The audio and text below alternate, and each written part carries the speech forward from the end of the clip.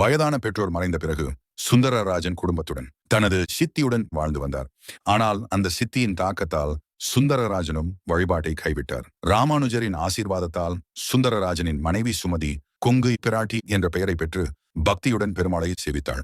சுந்தரராஜனும் கொங்கு பிராட்டியும் ஸ்ரீரங்கத்திலே வாழ்ந்தார்கள். கொங்கு பகுதியில் பஞ்சம் தீர்ந்துவிட்டது என்ற செய்தி வர இங்கிருந்து கிளம்ப வேண்டும் என்று சுந்தரராஜன் உறுதியாக கூறினார். ராமானுஜரின் மீதுள்ள பக்தியால் போகும் முன் எப்படியாவது அவரை சேவிக்கும் பாக்கியம் கிடைக்குமா என்று நினைத்து கொண்டே இருக்கும்போது ராமானுஜரே அவள் வீட்டு எதிரே வந்தார். அதிர்ந்தாள், ஆனந்தமடைந்தாள், ஓடிச் சென்று அவரை சேவித்தாள். அடியேன் புறப்படுகிறேன். மந்திர உபதேசங்கள் மனதில் உறுதியாக பதிய மீண்டும் ஒருமுறை சொல்லுங்கள் என்றாள். கருணை மிக்க ராமானுஜர் மீண்டும் அவளுக்கு உபதேசம் செய்தார்.